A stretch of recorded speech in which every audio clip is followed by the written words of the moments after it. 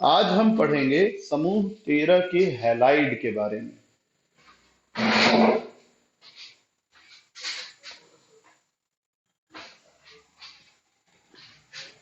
तो समूह 13 के हैलाइड, हैलाइड किसको बोलते हैं? हैलोजन से बने यौगिक, फ्लोरीन, क्लोरीन, ब्रोमीन और आयोडीन के साथ अगर यौगिक बनाए तो बना हुआ यौगिक कहलाएगा हैलाइड। ठीक है। अब ये ध्यान देने वाली बात है,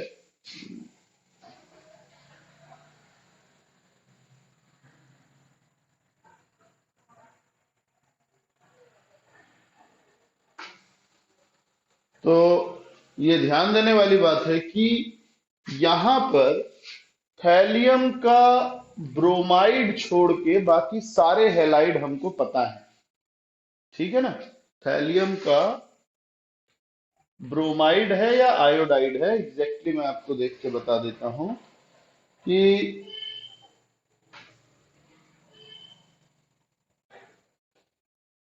हम्म, हाँ, थैलियम का आयोडाइड, सर, थैलियम का आयोडाइड ज्ञात नहीं है, बाकी सभी ट्राई हैलाइड ज्ञात हैं और ये MX3 प्रकार का हैलाइड बनाते हैं।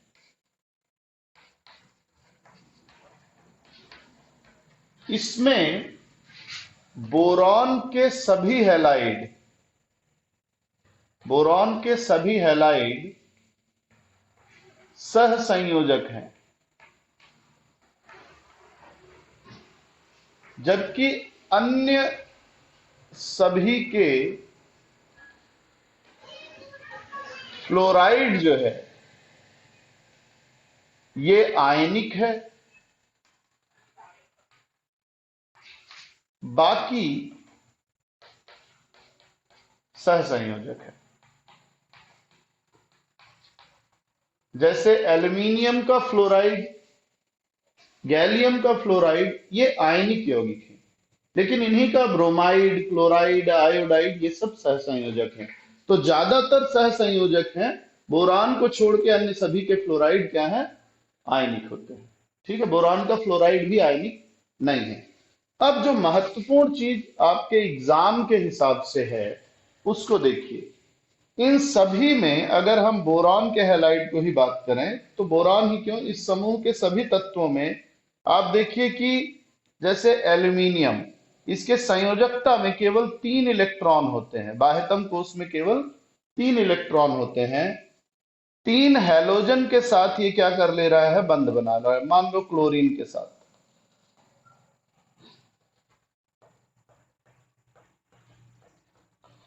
तो किसी भी हालत में इनका अष्टक पूरा नहीं होता।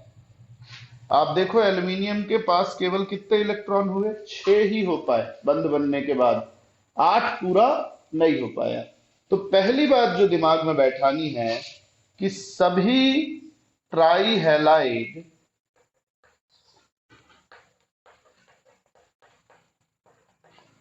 इलेक्ट्रॉन न्यून होते हैं, न्यून यौगिक हैं।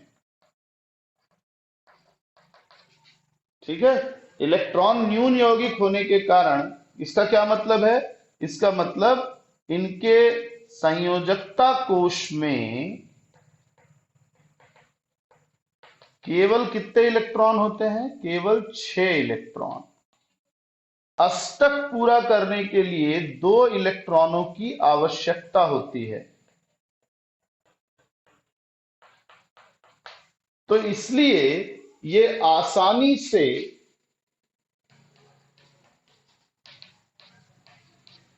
इलेक्ट्रॉन युग्म, एक इलेक्ट्रॉन युग्म ग्रहण कर सकते हैं। किसी ने माइक ऑन किया है? एक इलेक्ट्रॉन युग्म ग्रहण कर सकते हैं। और अब एक इलेक्ट्रॉन युग्म जब ग्रहण करेंगे तो इसलिए ये किसकी तरह का कार्य करेंगे? लुईस अम्ल की तरह।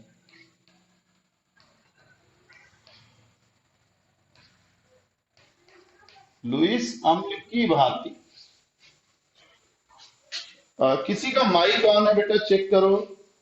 खानेश, आपका माइक ऑन है, बंद करें।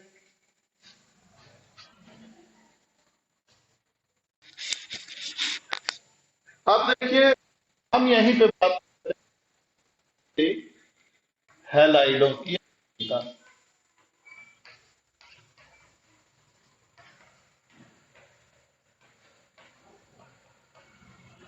बोरान के हम तीन हैलाइड लेते हैं,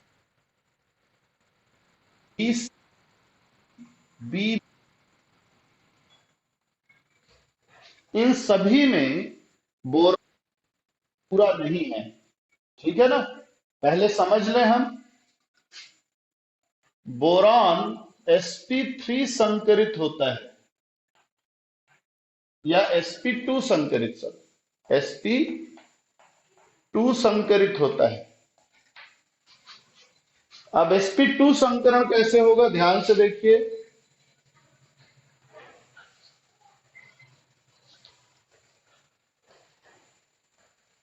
कोई बच्चा माइक ऑन करके रखा है, बंद कर लो बेटा।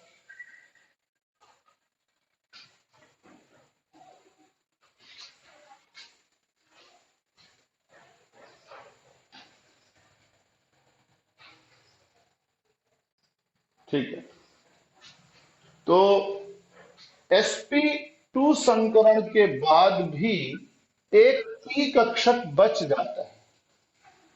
ये खाली पी कक्षक ही इलेक्ट्रॉन को क्या करेगा, ग्रहण करेगा। ये जो लिखा है ना, इलेक्ट्रॉन युग्म ग्रहण कर सकते हैं, कहां से ग्रहण कर सकते हैं?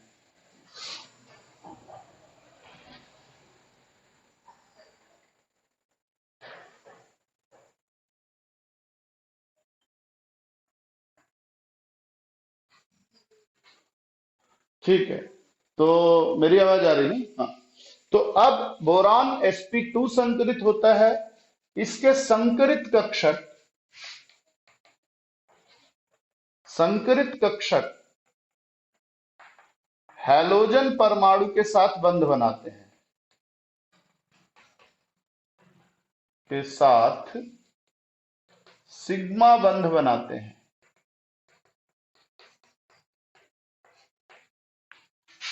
एक पी कक्षक रिक्त होता है जिसमें यह इलेक्ट्रॉन युग्म ग्रहण कर सकता है। इस वाक्य को बहुत ध्यान से समझेंगे। पी कक्षक खाली है तभी इलेक्ट्रॉन युग्म ग्रहण कर सकता है। अगर पी कक्षक भर जाएगा तो इलेक्ट्रॉन युग्म ग्रहण नहीं कर पाएगा। तो हमारे हिसाब से जो विद्युत ऋणात्मकता का क्रम है वो है फ्लोरीन सबसे ज्यादा, क्लोरीन उससे कम, ब्रोमीन उससे कम, आयोडीन उससे भी कम। तो हमको ऐसा लगता है कि BF3 की अम्लीयता सबसे ज्यादा होनी चाहिए, क्योंकि BF3 इलेक्ट्रॉन को ज्यादा प्रबलता से अपनी ओर क्या करेगा, आकर्षित करेगा। पर वास्तव में BF3 की अम्लीय प्रबलता सबसे कम होती है। अब ऐसा क्यों हो गया? तो ऐसा इसलिए हुआ कि हम इसकी संरचना बनाते हैं। बोरॉन 3 फ्लोरीन परमाणुओं से घिरा है त्रिकोणीय रूप से, और इसके पास एक खाली पी कक्षक पाया जाता है, ठीक है ना। इसके पास एक खाली पी कक्षक है, ये वाला। फ्लोरीन के सभी कक्षक भरे हुए हैं।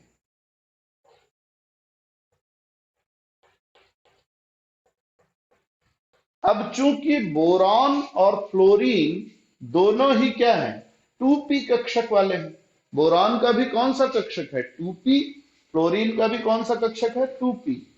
तो दोनों का आकार छोटा है, बंध की लंबाई कम है, p कक्षकों की ऊर्जा लगभग समान है। इसलिए बोरॉन, फ्लोरीन का यह भरा हुआ कक्षक बोरॉन के खाली कक्षक से बैक बॉन्डिंग करता है, पश्च बंध बनाता है।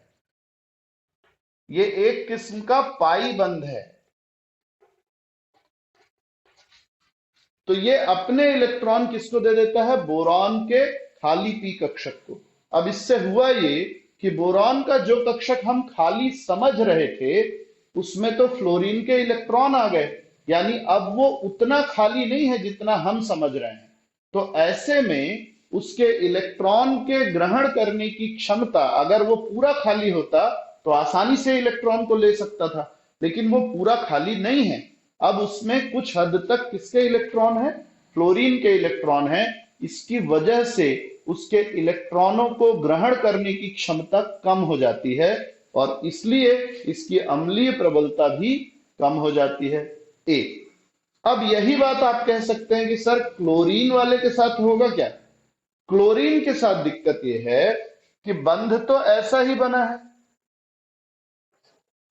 लेकिन क्लोरीन का परमाणु आकार बड़ा होता है और बोरॉन का 2p कक्षक है और क्लोरीन का 3p हो जाएगा। तो दोनों की पहली बात, क्लोरीन का परमाणु आकार बड़ा है तो बंध की लंबाई भी अधिक होगी और पाई कक्षकों के साइड वाइज अतिव्यापन के लिए लंबाई दूरी ज्यादा नहीं होनी चाहिए। तो पहली बात, क्लोरीन का परमाणु आकार बड़ा है, दोनों के पी कक्षकों की ऊर्जा में। इसलिए बात करें ब्रोमीन के केस की, तो ब्रोमीन वाले में और मुश्किल है पश्चबंध। तो जैसे जैसे हम फ्लोरीन से क्लोरीन, क्लोरीन से ब्रोमीन की ओर बढ़ते हैं, परमाणु आकार में वृद्धि होती है। दूसरा, पी कक्षकों की ऊर्जा में अंतर आता है। तीसरा, इसमें पश्चबंध बनाने की क्षमता कम होती जाती है, जिसकी वजह से बोरॉन का पी कक्षक रिक्त रहता है, यानी उसकी उपलब्धता बढ़ जाती है, अतः अम्लीय प्रबलता भी बढ़ जाती है। इससे रिलेटेड क्वेश्चन आ सकते हैं। अब हम आते हैं सीधा बोरॉन तथा सिलिकॉन के मध्य विकर्ण संबंध। मैंने आपको एस ब्लॉक तत्व जब पढ़ाया था तब भी यह बात बताया था कि किसी भी समूह का पहला तत्व अपने ठीक बगल वाले समूह के दूसरे तत्व से, यानी अगले समूह के दूसरे तत्व से गुणों में समानता दर्शाता है। इसको हम विकर्णी संबंध या विकर्ण संबंध कहते हैं। इसका कारण यह है कि जो आवर्ती गुण बाएं से दाएं जाने पर बढ़ते हैं वो ऊपर से नीचे आने पर घट जाते हैं, जिसकी वजह से पहले समूह का पहला तत्व और दूसरे समूह के दूसरे तत्व के आवर्ती गुण लगभग समान हो जाते हैं। अब यहां देखिए कौन कौन सी समानताएं हैं। कुछ 10-12 समानताएं हैं, मैं 2-4 समानताओं के बारे में बता देता हूं। जैसे पहली समानता है, बोरॉन और एल्यूमिनियम दोनों ही मुक्त अवस्था यानी शुद्ध रूप में प्रकृति में नहीं पाए जाते। ये अपने यौगिकों के रूप में यथा बोरेट और सिलिकेट के रूप में पाए जाते हैं। दोनों ही अधातु हैं। दूसरा पॉइंट, दोनों ही अधातु हैं और दोनों का गलनांक बहुत ज्यादा होता है। बोरॉन का 2030 डिग्री और सिलिकॉन का 1410 डिग्री है, बहुत ज्यादा है गलनांक। तीसरा, दोनों का निष्कर्षण, दोनों को अगर आपको प्राप्त करना है तो प्राप्त करने का तरीका दोनों का एक जैसा है कि आप कोई भी ज्यादा क्रियाशील धातु से इसके यौगिक या ऑक्साइड की क्रिया करा दें, ये मिल जाएंगे। बोरेट और सिलिकेट, दोनों ही बोरेट और सिलिकेट बनाते हैं। दोनों को अगर ऑक्सीजन की उपस्थिति में गर्म किया जाए तो ऑक्साइड बना लेते हैं। दोनों ही हाइड्राइड बनाते हैं, अलग अलग तरह के हाइड्राइड। जैसे बोरेन वैसे सिलेन के नाम से सिलिकॉन का हाइड्राइड बनता है, हैलाइड्स नाइट्राइड्स। अच्छा, अब आते हैं, ये तो समानता हो गई बोरॉन और सिलिकॉन के बीच। अब बोरॉन और एल्यूमिनियम के बीच भी तुलना पूछ सकता है, तो समानताएं 2-4 बता देनी है, असमानताएं भी 2-4 बता देंगे हम। तो समानता क्या है बोरॉन और एल्यूमिनियम में? पहली बात, दोनों ही एक समूह के तत्व हैं, इसलिए इलेक्ट्रॉनिक विन्यास इनका क्या है? समान है। बोरॉन का क्या है?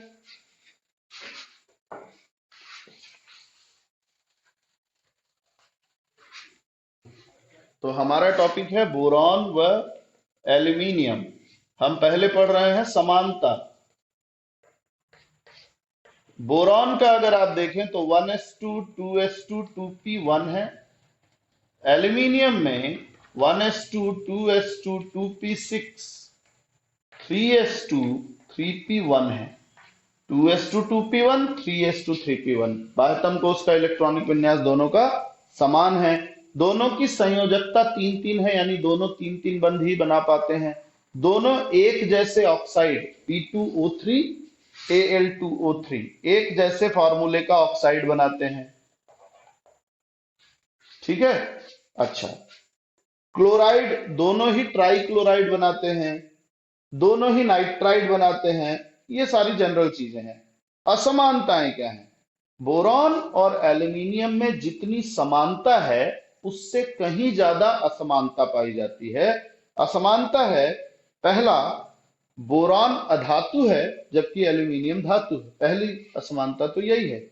दूसरा, बोरॉन अपर रूपता दर्शाता है, यानी एक से अधिक रूपों में पाया जाता है, जबकि एल्यूमिनियम अपर रूपता प्रदर्शित नहीं करता। बोरॉन का क्रिस्टलीय रूप बहुत कठोर है, जबकि एल्यूमिनियम मुलायम धातु है। आप सब जानते हैं एल्यूमिनियम के बर्तन को हल्का सा पटक दो पिचक जाता है। एल्यूमिनियम विद्युत का सुचालक है, बोरॉन कुचालक है। बोरॉन का गलनांक बहुत ज्यादा है, एल्यूमिनियम का गलनांक उतना अधिक नहीं है। बोरॉन जल या जल की भाप से अप्रभावित रहता है, क्रिया नहीं करता। एल्यूमिनियम अगर ज्यादा गर्म भाप दें तो हाइड्रोक्साइड बना लेता है। बोरॉन का अम्लों का बोरॉन पर कोई प्रभाव नहीं पड़ता, एल्यूमिनियम क्रिया कर लेता है। एल्यूमिनियम का ऑक्साइड उभयधर्मी है, जबकि बोरॉन का ऑक्साइड अम्लीय होता है। इस तरीके से आप ढेर सारी असमानताएं पढ़ सकते हैं। तो समूह 13 यहां हमारा समाप्त होता है। ठीक है, बहुत लंबा लंबा नहीं दिया हुआ है, छोटे छोटे बातें दी हुई हैं। अब हम पढ़ेंगे अगली चीज, समूह 14 के तत्व। इसमें भी बहुत सारा नहीं है, लेकिन कुछ बातें ध्यान रखती हैं। तो अगला टॉपिक हमारा है समूह 14 के तत्व। समूह 14 के तत्व क्या है? तो सबसे पहले तो तत्व देख लो, इसमें क्या क्या है। तत्व है कार्बन, सिलिकॉन, इसके बाद क्या है आपके पास, जर्मेनियम, टिन और लेड। जर्मेनियम, टिन और लेड। अच्छा, जर्मेनियम तक तो ठीक है। टिन का नाम होता है स्टेनम, SN इसीलिए लिया गया है। और लेड जो हम बोलते हैं उसका नाम है प्लम्बम, इसलिए उसको बोला जाता है PB से दर्शाते हैं। ठीक है। अब इनका सामान्य इलेक्ट्रॉनिक विन्यास जो है वो है NS2 NP2, एक बढ़ गया P में। तो कार्बन का परमाणु क्रमांक 6, 8 जोड़ दीजिए, 14, 18 जोड़ दीजिए, 32, एक बार और 18 जोड़िए, 50। अब आपको 32 जोड़ना है, 82। इलेक्ट्रॉनिक विन्यास 1s2 2s2 2p, 1s2 2s2 2p6, 3s2 3p2। यहां आर्गन लिख दीजिए, तो 3p6 तक लिखने की जरूरत नहीं पड़ेगी, 3d10 कर देते हैं, 4s2 4p2। क्रिप्टॉन लिख दीजिए, तो आपको 4p6 तक नहीं लिखना पड़ेगा, 4d10 5s2 5p2। जेनॉन लिख दीजिए, तो आपको इसके आगे 5p6 तक नहीं लिखना पड़ेगा, फिर 4f14 6s2 4f14 5d10 6s2 6p2। ये इलेक्ट्रॉनिक विन्यास हो गया इसका।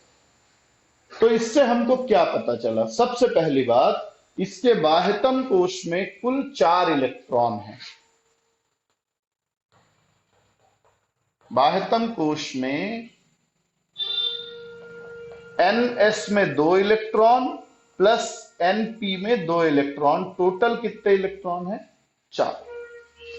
अब आते हैं गुणों में कुछ क्रमिकता की बात। धात्विक व अधात्विक। बोरॉन वाले में एक अधातु था, बाकी धातु थे। यहां 2 अधातु हैं। कार्बन और सिलिकॉन क्या है? अधातु। जर्मेनियम उपधातु है, मतलब थोड़ा धातु जैसा गुण है, थोड़ा अधातु जैसा। और टिन और लेड धातु। नेक्स्ट आते हैं परमाणु आमाप एवं परमाणु त्रिज्या।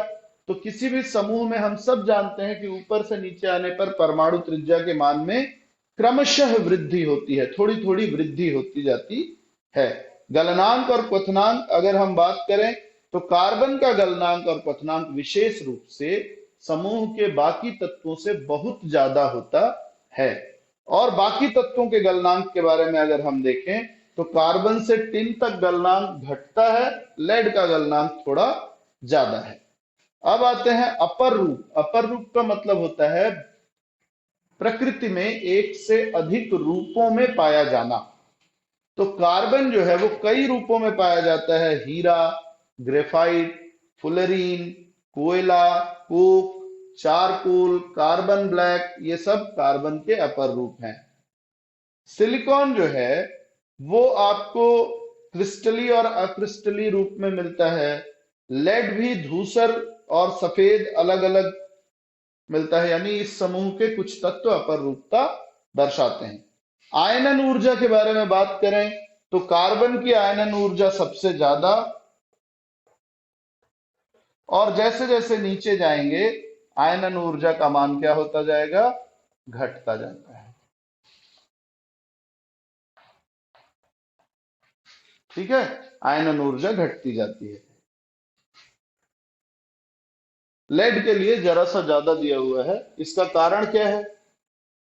इसका कारण है कि लेड में 4f कक्षकों में 14 इलेक्ट्रॉन आ जाते हैं, जिसके कारण नाभिकीय आकर्षण बढ़ जाता है। पिछला वाला बिल्कुल 13वें समूह जैसा है, कुछ अंतर नहीं है। ऑक्सीकरण अवस्थाएं, ये आपको अक्रिय युग्म प्रभाव के बारे में समझना है।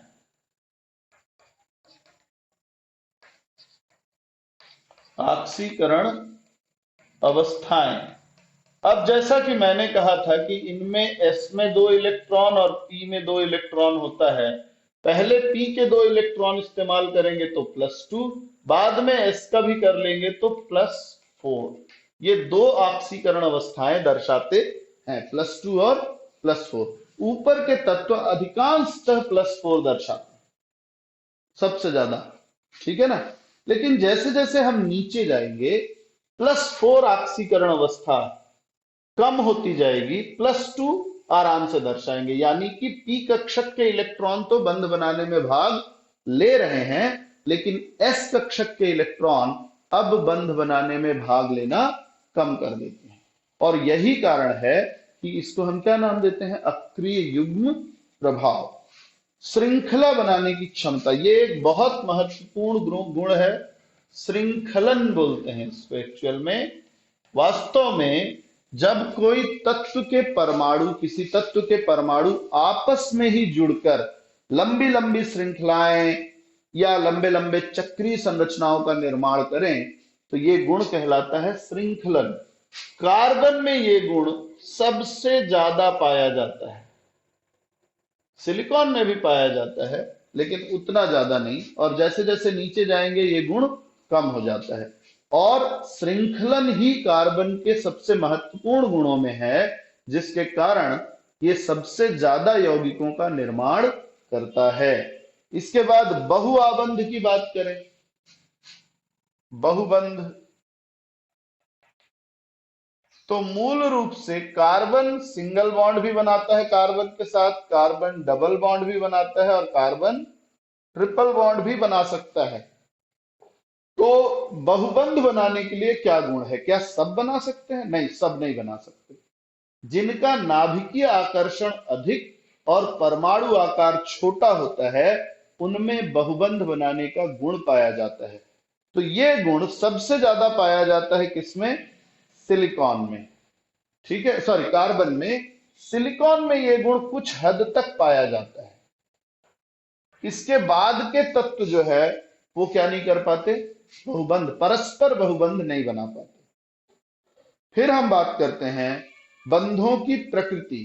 इस समूह के लगभग सभी तत्व, ज्यादातर तत्व जो हैं, ये सहसंयोजक यौगिकों का निर्माण करते हैं, क्योंकि इलेक्ट्रॉन देकर +4 आयन बनाना, क्योंकि 4 इलेक्ट्रॉन है, चारों देना पड़ेगा, वो भी मुश्किल काम है। और इलेक्ट्रॉन लेकर -4 आयन बनाना, ये भी मुश्किल काम है। इसलिए ये ज्यादा करके सहसंयोजक यौगिकों का निर्माण करते हैं। तो ये तो इनके भौतिक गुण हो गए। अब आते हैं इनके रासायनिक गुणों। तो रासायनिक गुणों में सबसे पहले हम देखेंगे हाइड्राइड। कार्बन के हाइड्राइड को हम हाइड्रोकार्बन कहते हैं, पता है ना आपको, ये डिटेल में आप पढ़ेंगे। हाइड्रोकार्बनों को 3 मुख्य भागों में बांटा गया, एल्केन, एल्कीन और एल्काइन। एल्केन का सामान्य सूत्र है CnH2n+2, एल्कीन का CnH2n और एल्काइन का CnH2n-2। सिलिकॉन के हाइड्राइड को सिलेन नाम दिया जाता है और इसका जनरल फॉर्मूला SiNH2n+2, केवल एल्केन जैसा सूत्र होगा इसका। ठीक है, तो इस तरीके से ये हाइड्राइड बनाए जाते हैं। सिलिकॉन भी बहुत सारे हाइड्राइड बनाता है जिनको सिलेन के नाम से जाना जाता है। जर्मेनियम के 3 हाइड्राइड केवल पता है, मोनोजर्मेन, डाइजर्मेन और ट्राइजर्मेन। टिन का सिर्फ एक हाइड्राइड स्टेनन पता है हमको। लेड का एक हाइड्राइड मोनोप्लम्बेट है जो मेथेन जैसा होता है, CH4 जैसा होता है, उस तरीके का है ये। इसके बाद हम आते हैं ऑक्साइड के बारे में। सेकेंड यौगिक ऑक्साइड।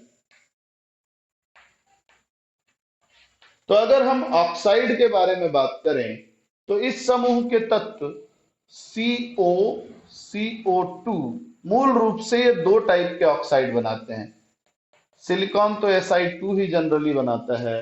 लेड Pb, लेड के 2-3 अलग अलग ऑक्साइड बनते हैं, पर मेनली अगर आप देखें तो ये इसी टाइप के ऑक्साइड बनाते हैं। ठीक है ना। अच्छा, ये सभी ऑक्साइड ऊपर से नीचे चलने पर अम्लीय हैं। वैसे कार्बन डाइऑक्साइड तो अम्ल और क्षार दोनों से क्रिया कर लेता है। अच्छा, इसमें कुछ खास बात जो इंपॉर्टेंट है वो ये है, कार्बन मोनोऑक्साइड विषैला होता है। क्या है विष? जहर या विष की परिभाषा हम क्या देते हैं? तो देखिए, ऐसा बाह्य पदार्थ जो शरीर के अंदर आके शरीर के सामान्य क्रियाविधि में बाधा उत्पन्न करे, जिससे जीवन पर संकट आ जाए, उसे हम विष कहेंगे। ठीक है ना। या किसी तरह की अनियमितता आपके उसमें आ जाए, वो विष है। जैसे कई बार आप खराब या आपने ध्यान नहीं दिया, खाने में थोड़ा सा खराबी है, खा लिया तो फूड पॉइजनिंग हो जाती है, तो उल्टियां होने लगती हैं, दस्त होने लगता है, ये भी एक तरह का विष है। ठीक है। चींटी ने काट दिया, जलन हुई, तो चींटी का जो काटा हुआ जगह है उसमें भी माइल्ड विष है। बिच्छू ने काट दिया, अब आपकी जान लाफत में पड़ गई है, वो भी एक तरह का विष है।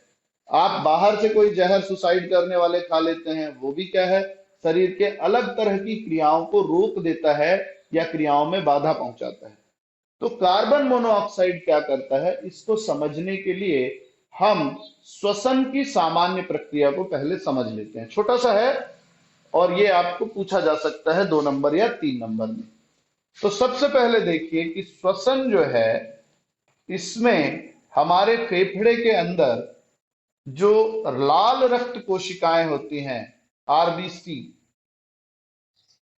इसके अंदर पाया जाता है हीमोग्लोबिन।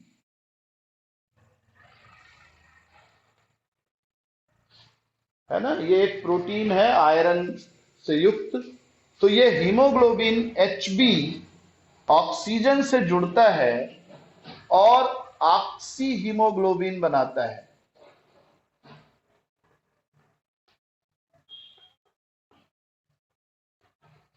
ऑक्सी हीमोग्लोबिन बनाता है। तो ये कहां पे क्रिया हुई? फेफड़े में। फेफड़े में, है ना। ये एक अस्थायी यौगिक है, ये स्थायी यौगिक नहीं है। ये यौगिक बन गया, अब धमनियों के सहारे ये शरीर के अलग अलग भागों में पहुंचा। अलग अलग भागों में कोशिकाओं और ऊतकों में यहां पे पहुंच के ये वापस टूट जाता है किसमें, कोशिका या ऊतक में। ये वहां जाके टूट जाता है हीमोग्लोबिन और ऑक्सीजन में, दो हिस्से हो गए। ऑक्सीजन को इस्तेमाल कर लिया हमारे शरीर ने, हीमोग्लोबिन फ्री है, बाद में आएगा फेफड़े में फिर से ऑक्सीजन लेके जाएगा। बिल्कुल सिंपल क्रिया है। लेकिन अगर आपके फेफड़े में आपने सांस के द्वारा क्या ले लिया, कार्बन मोनोऑक्साइड ले लिया, तब क्या होगा, तब हीमोग्लोबिन कार्बन मोनोऑक्साइड के साथ एक यौगिक बनाता है कार्बोक्सी हीमोग्लोबिन।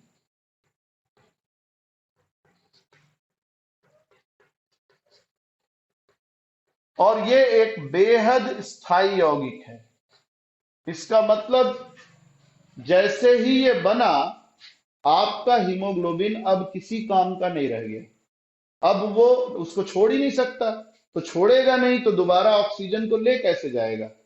ठीक है ना, ये जैसे ट्रैक्टर की ट्राली जैसा है कि आप ट्रैक्टर में रेत डालो, एक जगह से रेत उठाता है ट्रैक्टर, रेत और ट्रैक्टर के बीच दुर्बल बंध बनता है, आप दूसरी जगह लेके जाते हैं, लीवर खींचते हैं, हाइड्रोलिक मशीन उसको ऊपर उठाती है, रेत नीचे गिर जाता है, ट्राली खाली हो गई, वापस गए, फिर रेत भरा, फिर आ गए। लेकिन मान लो कि आपने रेत भर लिया, आपको लगा रेत है, पर वो रेत नहीं है। अब जब आप आए, आपने लीवर खींचा, अब ये खाली ही नहीं हो रहा है, ये चिपक गया, बंध गया। आपने बहुत कोशिश की फावड़े से, बाकी सारी चीज से, तो आपकी ट्राली क्या हो गई, बेकार हो गई, क्योंकि अब वो खाली ही नहीं है। तो ठीक ऐसे ही जब श्वसन की क्रिया में कार्बन मोनोऑक्साइड फेफड़ों में पहुंच जाता है, तो वो हीमोग्लोबिन से क्रिया करके एक स्थायी यौगिक बनाता है कार्बोक्सी हीमोग्लोबिन। और इसके कारण होता यह है कि हीमोग्लोबिन की ऑक्सीजन ले जाने की क्षमता समाप्त हो जाती है। अब मान लो आपके शरीर में 1000 हीमोग्लोबिन काम कर रहे हैं, और हर चक्कर में 10 हीमोग्लोबिन जो है वो कार्बोक्सी हीमोग्लोबिन में बदल रहा है। तो पहले चक्कर में 10 हीमोग्लोबिन कम हो जाएंगे, दूसरे चक्कर में 10 और कम हो जाएंगे, तीसरे में 10 और। तो समय के साथ आपके शरीर में ऑक्सीजन पहुंचाने वाला जो सिस्टम है वो कमजोर होता जाएगा, ऑक्सीजन की पर्याप्त उपलब्धता नहीं होगी। तो इसलिए अगर कार्बन मोनोऑक्साइड युक्त वातावरण में व्यक्ति ज्यादा समय तक रहता है तो उसकी मौत हो सकती है। पर अगर मान लीजिए कि किसी कारण से वो कार्बन मोनोऑक्साइड युक्त वातावरण में पहुंचकर बेहोश हो गया, तो आपको तुरंत उसको खुले वातावरण में लाना चाहिए, उसको कृत्रिम श्वास देना चाहिए या ऑक्सीजन सिलेंडर देना चाहिए, ताकि उसको पर्याप्त ऑक्सीजन मिले, और नजदीक के हॉस्पिटल में ले जाना चाहिए। ये है आपका कार्बन मोनोऑक्साइड के बारे में। अब आते हैं, बात करते हैं हैलाइड्स के बारे में, समूह 14 के हैलाइड्स।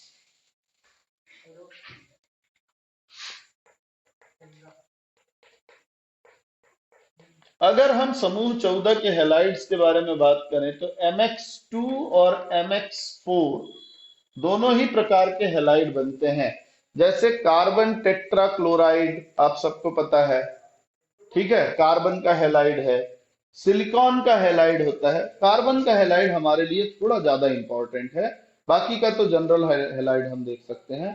कार्बन के हैलाइड में एक खास किस्म आती है जिसको हम कहते हैं क्लोरोफ्लोरोकार्बन।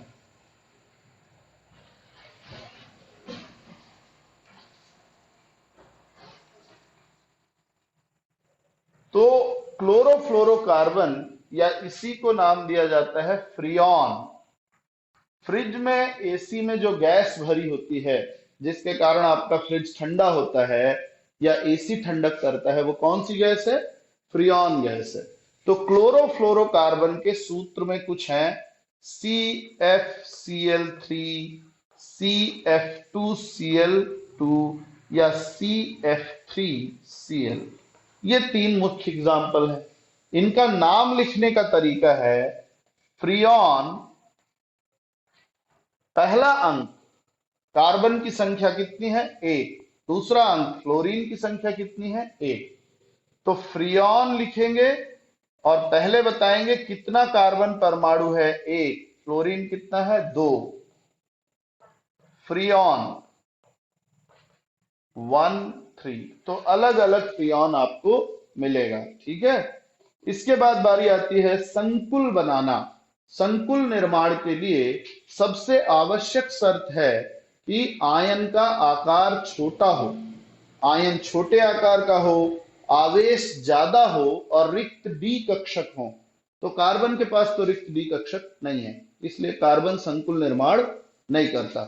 सिलिकॉन लेकिन परमाणु आकार बड़ा है, फिर भी बाकी तत्वों से छोटा होने के कारण इस समूह में सिलिकॉन ही एक ऐसा तत्व है जो कुछ हद तक संकुलों का निर्माण कर सकता है।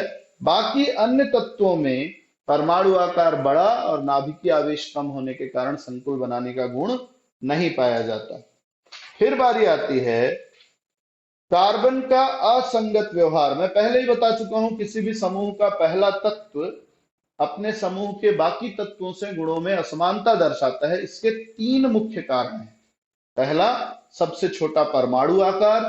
दूसरा, समूह में सबसे अधिक विद्युत ऋणात्मकता। तीसरा, रिक्त डी कक्षकों का अभाव। कार्बन में भी अपने समूह के बाकी तत्वों से यही 3 चीजें कमी होती है और इस कारण ये अलग गुण दर्शाता है, जिसमें क्या क्या है। पहला गुण, कार्बन की संयोजकता कोष में 4 इलेक्ट्रॉन है और जब वो 4 एकल बंध बनाता है तो कार्बन परमाणु संतृप्त रहता है। डी कक्षक की अनुपस्थिति के कारण यह और अधिक बंध नहीं बना सकता। दूसरा, यह समूह का सबसे विद्युत ऋणात्मक तत्व है और कार्बन का आयनिक और सहसंयोजक त्रिज्याएं सबसे कम होती हैं, परमाणु आकार सबसे कम है, आयनन ऊर्जा सबसे अधिक होती है। कार्बन में अक्रिय युग्म प्रभाव नहीं पाया जाता। कार्बन में बहुबंध बनाने की क्षमता होती है, यानी ये अपने ही परमाणुओं के साथ single bond, double bond, triple bond जो मन चाहे वो बना सकता है। अगली चीज, कार्बन श्रृंखला बनाता है। कार्बन जितना श्रृंखलन की क्षमता आवर्त सारणी में किसी तत्व में नहीं है, उसके समूह में भी नहीं है और बाकी किसी और में भी नहीं है, ठीक है। अच्छा, कार्बन और सिलिकॉन में अंतर क्या है? तो सिलिकॉन ऑक्सीजन एकल बंध कार्बन ऑक्सीजन एकल बंध से अधिक स्थायी है, ये कुछ जानकारी वाली चीज है। कार्बन बहुबंध आसानी से बनाता है, सिलिकॉन आसानी से बहुबंधों का निर्माण नहीं करता है, ये आप पढ़ चुके हैं। कार्बन संकुल नहीं बनाता जबकि सिलिकॉन संकुल बनाता है। 2-3 ही अंतर ज्यादा मिलेंगे आपको। सामान्य अंतर अगर आप देखें तो कार्बन ग्रेफाइट के रूप में विद्युत का सुचालक है, जबकि सिलिकॉन क्या होता है? विद्युत का कुचालक होता है। धातु है तो कुचालक होगा। कार्बन में श्रृंखला बनाने का गुण बहुत अधिक होता है, सिलिकॉन में सीमित संख्या में श्रृंखला बना सकता है। तो ये आपका समूह 14 खत्म हुआ। समूह 14 के बाद हम